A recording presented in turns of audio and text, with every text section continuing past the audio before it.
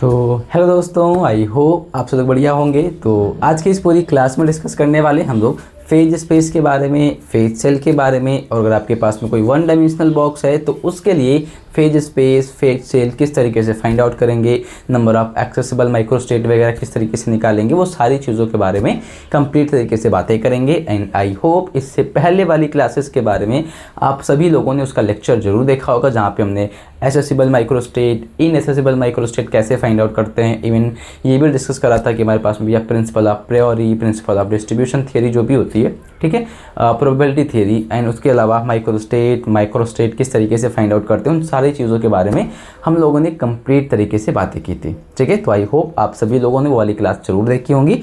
चलिए आज की क्लास को स्टार्ट करते हैं। ठीक है, तो आज की क्लास में बेसिकली डिस्कस करने वाले हैं phase space, phase cell, position space, momentum space. ठीक है, तो हमारे पास में जो फेज स्पेस होता है, तो वो फेज स्पेस को डिस्कस करने से पहले थोड़ा सा इसके टाइप को डिस्कस करते हैं, फिर ऑटोमेटिक आपको फेज स्पेस समझ में आ जाएगा। ठीक है, तो हमारे पास में ये जो फेज स्पेस होता है वो दो टाइप का होता है। एक होता है पोजीशन स्पेस, ठीक है, क्या होता है पोजीशन स्पेस, और एक होता है मोमेंटम स्पेस। ठीक है, फेज स्पेस और पोजीशन स्पेस हमारे मतलब फेज स्पेस एक्चुअली में दो टाइप का होता है, पोजीशन स्पेस और मोमेंटम स्पेस। ठीक है, तो जब बात करते हैं पोजीशन स्पेस की, पहले इनकी बात करते भी है कि पोजीशन स्पेस क्या होता है। तो सपोज करो आपके पास में ये कोई कोऑर्डिनेट है, ठीक है, एक्स वाई जेड नाम से कोई कोऑर्डिनेट है, कोई स्पेस में कहीं पर लटका के आपने रखा है, इसका ओरिजिन है ओ।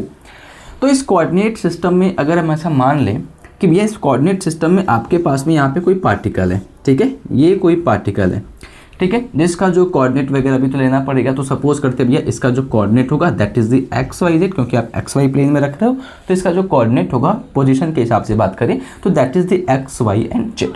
ठीक है भैया, हम समझ गए। तो अब जो अपना पोजीशन स्पेस होता है ना, वो पोजीशन स्पेस बेसिकली बताता क्या है, तो पोजीशन स्पेस ये कहता है भैया कि किसी थ्री डायमेंशनल स्पेस के अंदर जब आप किसी स्टैटिक पार्टिकल की एग्जैक्ट लोकेशन के बारे में बताते हो, क्या करते हो, किसी स्टैटिक पार्टिकल मान लो कि ये आपके पास में एक स्टैटिक पार्टिकल है। तो स्टैटिक पार्टिकल मतलब क्या होता है पता है, स्टैटिक पार्टिकल का मतलब होता है भैया कि मतलब वो पार्टिकल मूव वगैरह नहीं करेगा, वो फिक्स रहेगा उस स्पेस के अंदर, वो पार्टिकल फिक्स रहेगा, मूव नहीं करेगा, उसे स्टैटिक पार्टिकल कहते हैं। ठीक है, तो अपने पास में एक स्टैटिक पार्टिकल है जिसको हमने एक एक्स वाई प्लेन के अंदर कहीं पे रख दिया है, एक प्लेन के अंदर रख दिया है, उसका कोऑर्डिनेट भैया एक्स वाई जेड। ठीक है, तो जब ये एक्स वाई जेड कोऑर्डिनेट्स आप इसके पोजीशंस वगैरह फाइंड आउट करोगे, ऑलरेडी आपने फर्स्ट सेम में, थर्ड सेम में पढ़ा होगा कि अगर इसका पोजीशन वेक्टर फाइंड आउट करना पड़ जाए तो आपने पोजीशन वेक्टर्स, तो वहाँ पे नहीं जाऊँगा बट थोड़ा सा आइडिया देता हूँ क्या होता है। तो जब पोजीशन वेक्टर पहुँचोगे तो लिखोगे भैया ऐसे ना कि एक्स आई कैप, वाई जे कैप, एन जेड कैप, ये चीज़ें लिखी जाती है पोजीशन वेक्टर के अंदर, ऐसी चीज़ें लिखी जाती हैं, बराबर। तो ये क्या करता है पोजीशन वेक्टर, बेसिकली इसके पोजीशंस के बारे में बताता है कि भाई एक्चुअली में कहाँ पे है। तो सेम चीज़ हमारे पास में पोजीशन स्पेस का भी काम होता है कि पोजीशन स्पेस ये बताता है कि अगर आपके पास में कोई थ्री डायमेंशनल स्पेस है, तो इन थ्री डायमेंशनल स्पेस जब आप किसी स्टैटिक पार्टिकल की लोकेशन के बारे में बताते हो, उसी को कहा जाता है three dimensional position space. When the position of a static particle, ऐसे लिखते हैं, when the position of a static particle, ठीक है, position of a static particle in three dimensional space, ठीक है, इन थ्री डायमेंशनल, ठीक है, स्पेस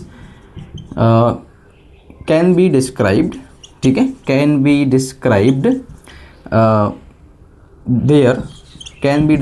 देयर लोकेशन, ठीक है, their location is called three dimensional, ठीक है, थ्री डायमेंशनल पोजीशन स्पेस, इसको बोलते भैया थ्री डायमेंशनल पोजीशन स्पेस। कि अगर आपके पास में थ्री डायमेंशनल स्पेस कोई है, उस थ्री डायमेंशनल स्पेस के अंदर अगर आप किसी भी पार्टिकल के लोकेशन के बारे में बताते हो, उसे कहा जाता है थ्री डायमेंशनल स्पेस। और उसको दिखाया कैसे जाता है, तो अगर मैं बोलूँ कि एक पार्टिकल है, स्टैटिक पार्टिकल है, तो अगर मैं इसके वॉल्यूम की बात करता हूँ तो भैया इसका वॉल्यूम पता है किस तरीके से लिखा जाता है। तो अगर इसके वॉल्यूम की बात करते हो, देखो ये पार्टिकल का जो कोऑर्डिनेट है that is the X Y Z, मतलब अगर मान लिया जाए कि इसका जो ये वाला साइज है दैट इज द एक्स, ये वाला साइज होगा वाई, एंड इसमें जो पार्टिकल होगा वो तो स्टैटिक है ना, तो उसमें जेड एक्सिस का भी वैल्यू तो आएगा। तो मान लेते हैं कि जेड एक्सिस का वैल्यू जो है हमारे पास में दैट इज द जेड। तो इसके जब पार्टिकल को हम इसके वॉल्यूम की बातें करेंगे, तो इसका जो छोटा सा वॉल्यूम जब लिखने जाओगे ना, तो ऐसे लिखा जाता है कि D X D Y D Z. ये सारी चीज़ें आपने ऑल पढ़ी होंगी, कहीं ना कहीं तो मिला होगा जब आपने पढ़ा होगा फर्स्ट सेमेस्टर का वेक्टर कैलकुलस, है ना। वेक्टर कैलकुलस में आपको कार्टेशियन सिस्टम के अंदर ये सारी चीज़ें पढ़ाई गई होंगी कि वॉल्यूम किस तरीके से फाइंड आउट करते हैं, है ना। तो वही चीज़ है, सेम चीज़ है, सेम प्रोसेस चलता है। तो अपने पास में फेज स्पेस में जो पहला नंबर आता है पोजीशन स्पेस का, वो क्या होता है भैया, तो पोजीशन स्पेस बेसिकली स्पेस के अंदर एक ऐसा 3 डायमेंशनल स्पेस होता है जो किसी भी पार्टिकल के, जो किसी स्टैटिक पार्टिकल के पोजीशन, उसकी लोकेशन के बारे में बताने का काम करता है। उसे पोजीशन स्पेस कहते हैं। उसका जो फॉर्मूला होता है, उसके वॉल्यूम का जो फॉर्मूला होता है, that is the dx dy and dz। ये हमारे पास में उसके पोजीशन का फॉर्मूला होता है, ठीक है। अच्छा, मोमेंटम स्पेस क्या होता है, तो सेम चीज़ चलेगा, बस ये क्या करेगा, विच इज़ डिस्क्राइब, ये आपको डिस्क्राइब करके देगा भैया। क्या डिस्क्राइब करेगा, अगर ये डिस्क्राइब करता है मोमेंटम, क्या डिस्क्राइब करता है भैया, सेम मतलब डेफिनेशंस वगैरह सब कुछ सेम रहेगा। जहाँ पे हमने लोकेशन लिखा है, बस जहाँ पे हम लोगों ने पोजीशन स्पेस लिखा है वहाँ पे मोमेंटम स्पेस, और जहाँ पे हमने पोजीशन और लोकेशन लिखा है वहाँ पे आपको मोमेंटम पुटअप करना पड़ेगा। बाकी डेफिनेशन वगैरह सेम तरीके से काम करेंगी। तो मोमेंटम स्पेस जो है 3 डायमेंशनल स्पेस में एक ऐसा पॉइंट होता है जो उस स्पेस के या फिर उस पार्टिकल के मोमेंटम के बारे में 3 डायमेंशनल स्पेस में डिस्क्राइब करता है। 3 डायमेंशनल स्पेस में अगर कोई पोजीशन वगैरह है, कोई पार्टिकल वगैरह, जैसे स्टैटिक पार्टिकल था तो हमने इसमें देखा था कि भाई पोजीशन स्पेस उसके पोजीशन के बारे में बताएगा। तो अगर कोई उसके मोमेंटम के बारे में बता रहा है तो बोला जाएगा भैया कि that is the momentum space. और मोमेंटम के बारे में कब बताएगा भैया, मोमेंटम के बारे में तभी तो बताएगा कि जब पार्टिकल के पास में कुछ मास वगैरह होगा। ये पार्टिकल जो था हमारे पास में, तो सपोज करते हैं इसका मास m है, ये पार्टिकल मूव कर रहा होगा v वेलोसिटी से, तो वो तीनों डायरेक्शंस में कहीं ना कहीं तो मूव करना चाहिए ना। ये जब मूव करेगा भैया तो ये तीनों डायरेक्शंस में उसको मूव करना पड़ेगा। तो रैंडमली जब ये तीनों डायरेक्शंस में मूव करेगा तभी जाके हमारे पास में मोमेंटम स्पेस आएगा अराउंड द 3 डायमेंशनल, ठीक है। एंड उसके लिए हमारे पास में जो वॉल्यूम का फॉर्मूला आता है, दैट इज, जो हमारे पास में वॉल्यूम होना चाहिए था, दैट इज ये होता है कि भैया dpx dpy dpz, which means कि x डायरेक्शन में अगर आप मोमेंटम निकालने जाते हो dpx लिखा जाएगा, y डायरेक्शन में निकालने जाओगे dpy लिखा जाएगा, z डायरेक्शन में निकालने जाओगे dpz लिखा जाएगा। तो ये हमारे पास में मोमेंटम स्पेस होता है, ठीक है। कि अगर आप पार्टिकल के मोमेंटम के फॉर्मूले को बताते हो, मोमेंटम के बारे में बताते हो 3 डायमेंशनल स्पेस में, उसे मोमेंटम स्पेस कहा जाता है, ठीक है। एंड इसी दोनों चीज़ को जब कंबाइन कर दोगे, कि जब पार्टिकल के पोजीशन स्पेस और मोमेंटम स्पेस को जब कंबाइन करोगे तो भैया इन्हीं के कॉम्बिनेशन को बोला जाता है combination of phase space and momentum space will be called, मतलब position space and momentum space will be called phase space. कि भैया मोमेंटम स्पेस और पोजीशन स्पेस के सम को कहा जाता है फेज स्पेस, ठीक है। मोमेंटम स्पेस और फेज पोजीशन स्पेस के कंबाइन को कर दोगे, कॉम्बिनेशन को बोला जाता है फेज स्पेस। इसीलिए मैंने बोला था कि जब एक बार ये समझ जाओगे, एक बार ये समझ जाओगे, ये बड़ा आसान है। इन्हीं दोनों को कंबाइन कर लो, आपका बन जाएगा फेज स्पेस, ठीक है। और जब कंबाइन करोगे तो इनको कंबाइन करने पता है क्या बनता है, इनको कंबाइन करने बनता है 6 डायमेंशनल स्पेस। मतलब इसका 3 डायमेंशन पकड़ लोगे और उनका भी 3 डायमेंशन जब पकड़ोगे तो बन जाता है भैया अपने पास में क्या, 6 डायमेंशनल स्पेस। क्या बनता है, एक 6 डायमेंशनल स्पेस बन जाता है। और कोई 6 डायमेंशनल स्पेस का एक नाम भी होता है, उसको बोला जाता है भैया कि that is called also mu space. तो कभी तुमसे 1 नंबर या 2 नंबर वाले क्वेश्चन में पूछ दे what is the mu space, तो भैया the 6 dimensional space is also known as mu space. And इसको दिखाने का तरीका होता है, इसमें जो वॉल्यूम वगैरह दिखाते हैं, ठीक है, इसको ऐसे दिखा सकते हो कि that is describe by, phase space का फॉर्मूला क्या था, dx dy dz, which is describe by momentum space dpx dpy dpz। ये हमारे पास में फॉर्मूला होता है। तो कहने का मतलब सीधा सीधा इतना है कि भैया जब 6 डायमेंशनल स्पेस की बात करेंगे तो वहाँ पे आपके पास में x y z px py pz नाम के आपके पास में 6 कोऑर्डिनेट्स होंगे। कितने कोऑर्डिनेट्स होंगे, 6 कोऑर्डिनेट्स होंगे। उन 6 कोऑर्डिनेट्स को मिला के फिर आप क्या करोगे, एक 6 डायमेंशनल स्पेस बनाओगे जिसे बोला जाता है म्यू स्पेस। तो देख रहे हो फेज स्पेस का कितना काम है। मतलब फेज स्पेस अगर एक बार समझ गए कि भैया पोजीशन स्पेस मतलब पोजीशन के बारे में बताएगा, मोमेंटम स्पेस पार्टिकल के मोमेंटम के बारे में डिस्क्राइब करेगा, उन दोनों को कंबाइन कर लेंगे तो हमारे पास में फेज स्पेस आएगा। उनको कंबाइन करने पे हमारे पास में 6 डायमेंशनल स्पेस बनेगा जिसको ऑल्सो बोला जाता है म्यू स्पेस। और म्यू स्पेस में हमारे पास में 6 कोऑर्डिनेट्स होंगे, मतलब उससे पहले आओगे तो 5 कोऑर्डिनेट्स मिलेगा, मतलब 5 डायमेंशनल स्पेस, 4 डायमेंशनल स्पेस, 3 हम लोग पढ़ ही रहे हैं, है ना। तो वो सारी चीज़ें आपको यहाँ से डिस्क्राइब करके मिल जाती हैं, ठीक है। अब डिस्कस करते हैं कि अगर आपके पास में कोई 1 डायमेंशनल स्पेस होगा, ठीक है। अच्छा एक चीज़ और नोट कर लेना, हमारे पास में जो फेज सेल होता है, ठीक है, एरिया ऑफ फेज सेल, ठीक है, एरिया ऑफ फेज सेल अगर कभी मिलेगा, क्योंकि अभी आगे मिलने वाला है, ठीक है, नोट करके लिख लेना। फेज सेल वो होता है h कैट, ठीक है। नोट करके लिख लेना कि एरिया ऑफ फेज सेल जो होता है that is the H cut, मतलब प्लैंक्स कांस्टेंट, इसको एच कट कहते हैं, एच कट, ठीक है। तो एच भी लिख सकते हो बेसिकली, एच कट भी लिख सकते हो, तो इसको प्लैंक्स कांस्टेंट कहा जाता है। ये हमारे पास में एरिया ऑफ फेज सेल होता है, ठीक है। फेज सेल का अगर एरिया पूछा जाए कितना होता है तो ये बता सकते हो, ठीक है। अब आगे डिस्कस करेंगे भैया कि अगर आपके पास में कोई वन डायमेंशनल स्पेस होगा, ठीक है, इसमें कोई डाउट्स होगा तो मेरे को बता देना कि फेज स्पेस में भैया कुछ डाउट्स वगैरह आ रहे हैं, ठीक है।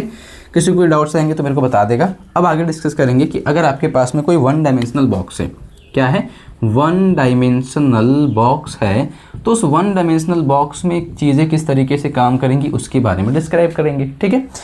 तो अगर कोई वन डायमेंशनल ऑसिलेटर बॉक्स है, ठीक है, तो कैसे डिस्क्राइब करोगे भैया, तो वन डायमेंशनल बॉक्स के लिए ऐसे डिस्क्राइब करते हैं कि सपोज करो तुम्हारे पास में ये कोई वन डायमेंशनल बॉक्स है, क्या है भैया, ये एक वन डायमेंशनल बॉक्स है जिसमें एक पार्टिकल है जिसका मास है m, जो कि v वेलोसिटी से इसमें मूव कर रहा है, और इसका जो मोमेंटम है दैट इज द px, कि अगर वो x डायरेक्शन में मूव कर रहा है पार्टिकल तो उसका मोमेंटम px होगा, y डायरेक्शन में मूव करेगा तो मोमेंटम py होगा, z डायरेक्शन में मूव करेगा तो मोमेंटम pz होगा। हम ऐसा सपोज कर लेते हैं। तो सपोज करते हैं हमारे पास में एक वन डायमेंशनल बॉक्स है, क्या है, 1D है हमारे पास में, वन डायमेंशनल बॉक्स मतलब एक कुआं समझ लो, कुआं होता है ना, कुआं, वन डायमेंशनल, ठीक है। तो ये हमारे पास में अगर कोई वन डायमेंशनल बॉक्स की मैं बात, देखो मैं बात कर रहा था पार्टिकल की बात कर रहा हूँ, ठीक है। चलो वन डायमेंशनल ऐसे लिखेंगे, एक्चुअली में दिस इज चलो वन डायमेंशनल बॉक्स, ठीक है, कोई दिक्कत नहीं है, ठीक है। इसको चाहो तो ऐसे दिखा सकते हो, वन डायमेंशनल पार्टिकल भी बोला जाता है, ठीक है।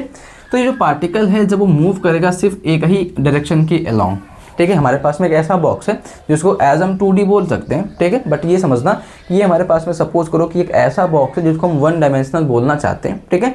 उस वन डायमेंशनल बॉक्स के अंदर एक पार्टिकल है जिसका मास है m, जो कि v वेलोसिटी से मूव कर रहा है इन द x डायरेक्शन।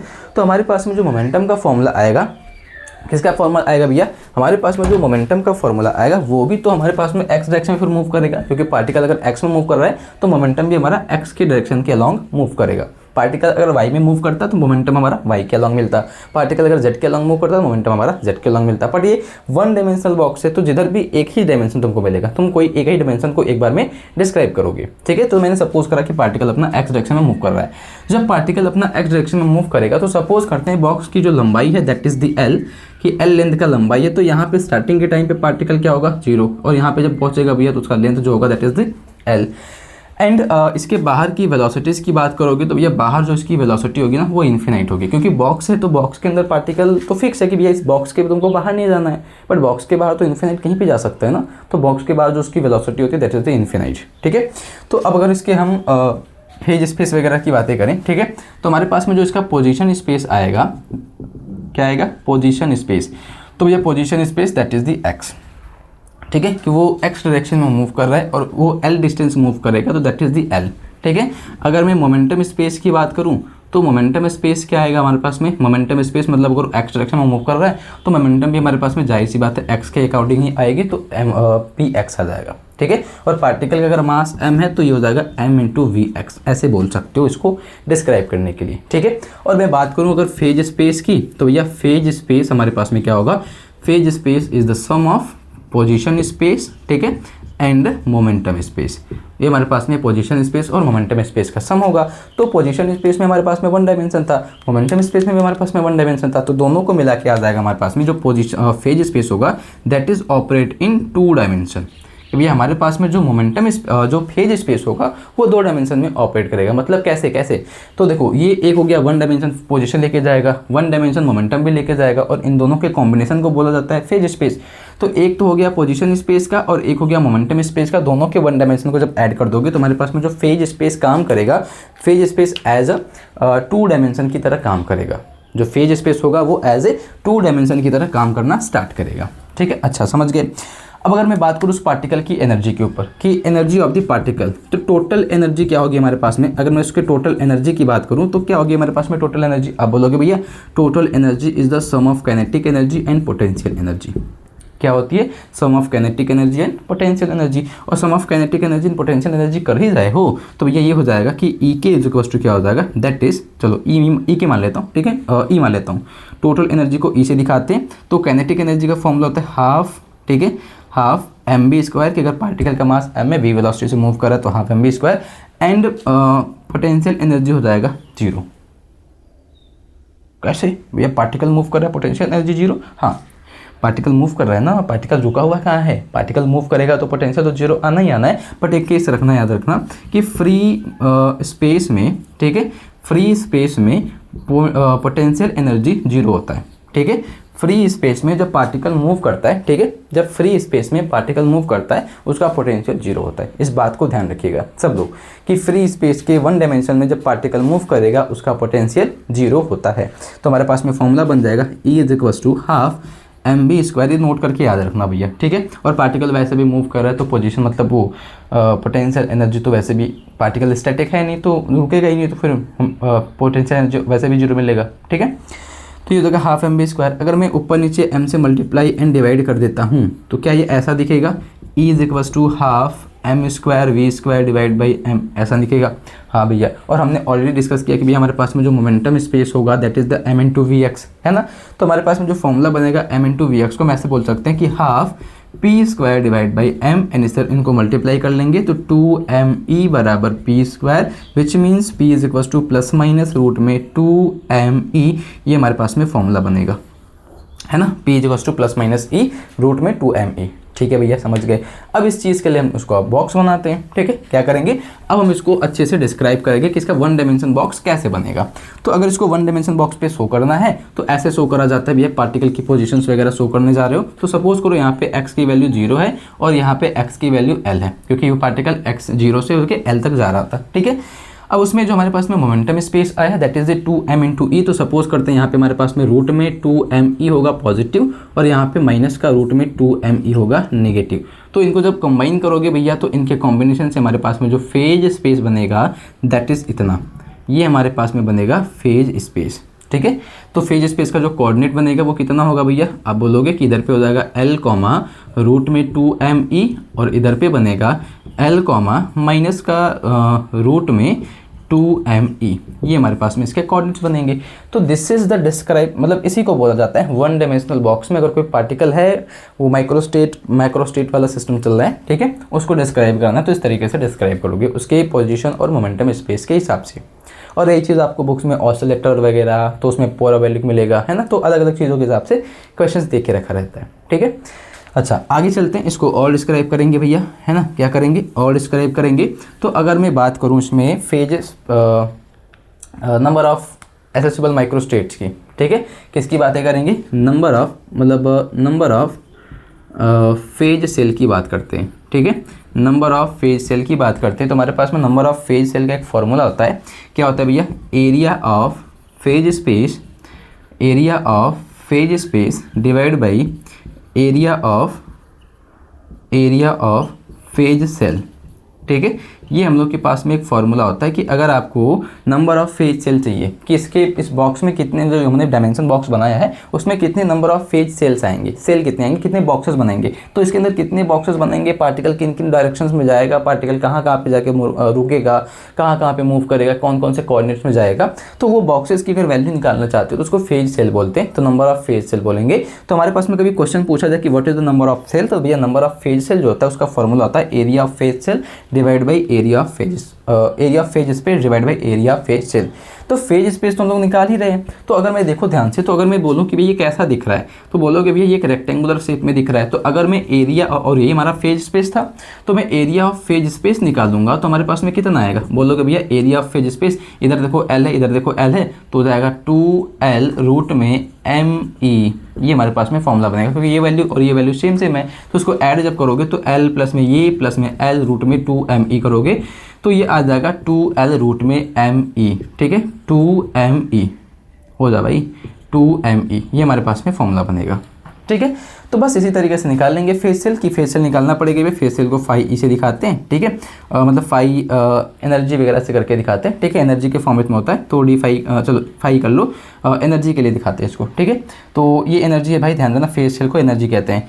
तो फाई ई से दिखाते हैं। एरिया ऑफ फेज सेल कितना हो गया, 2L रूट में 2ME, और हमारे पास में हो जाएगा area of phase cell. Area of phase cell मैंने बोला था कि वो H कट होता है ना। तो बस हो गया सिंपल फार्मूला अपना तैयार, हो गया भैया फार्मूला तैयार। तो इस तरीके से नंबर ऑफ फेज सेल वगैरह फाइंड आउट करते हैं, ठीक है, और नंबर ऑफ एक्सेसिबल माइक्रोस्टेट्स वगैरह फाइंड आउट करने हो, उनके भी बहुत सारे फॉर्मूले वगैरह होते हैं। D phi E divide by D E, है ना, उसको डिवाइड कर दो कि अगर आपको ऐसे करना हो तो D phi E divide by D E N del E, ऐसे करके हमारे पास में फॉर्मूला होता है। ठीक है, तो ये हमारे पास में नंबर ऑफ एक्सेसिबल माइक्रोस्टेट्स होता है। बस यहाँ पे फाई ई की वैल्यू ले जाके पुटअप कर लोगे तो हमारे पास में नंबर ऑफ एक्सेसिबल माइक्रोस्टेट्स की वैल्यू आ जाएगी। तो यही होता है हमारे पास में फेज स्पेस।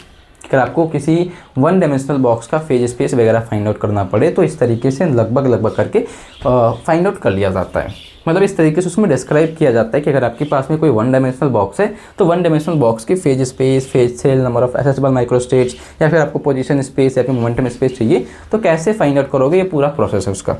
ठीक है, बाकी इस चीज़ के नोट्स मैं टेलीग्राम चैनल पे अवेलेबल करा दूंगा। ठीक है, तो माइक्रोस्टेट एंड माइक्रोस्टेट्स में हमने जो भी पढ़ा है उसके नोट्स मैं टेलीग्राम चैनल पे आज ही अवेलेबल करा दूंगा। ठीक है, एंड नेक्स्ट क्लासेस में डिस्कस करेंगे कंसेप्ट ऑफ इंसेंबल, तो उसके लिए तैयार रहेंगे सब लोग। ठीक है, एंड मंडे को आपकी नेक्स्ट क्लास आएगी। ठीक है, मंडे को मैं बोल रहा हूँ, मंडे को आपकी नेक्स्ट क्लास आएगी कंसेप्ट ऑफ इंसेंबल के ऊपर, फिर फर्दर धीरे धीरे आगे चलेंगे। ठीक है, और देखो टाइम बहुत अपने पास में है ना, और वो सिलेबस बहुत छोटा सा है, टाइम बहुत है, सिलेबस बहुत छोटा सा है। आपको लग रहा होगा बहुत बड़ा सा है, बट बहुत छोटा सा है। तो मैं वही चीज़ें पढ़ाऊँगा जो आपके लिए बहुत मोस्ट इंपॉर्टेंट आपके एग्जाम पॉइंट ऑफ व्यू से, जहाँ पे आपको नुकसान भी ना हो। ठीक है, तो उस हिसाब से पढ़ते चलेंगे। एंड बाकी मिलते हैं नेक्स्ट वाली क्लास में, मंडे को मिलेंगे। ठीक है, और मंडे को डिस्क्राइब करेंगे भैया कि कॉन्सेप्ट ऑफ इंसेंबल क्या होता है। ठीक है, तो आई होप आप सभी को आज की क्लास में समझ में आ गया होगा कि फेज स्पेस क्या होता है। बाकी कोई भी डाउट रहेगा तो प्लीज़ कमेंट कीजिएगा। ठीक है, मिलते हैं नेक्स्ट क्लास में। तो thank you and bye bye.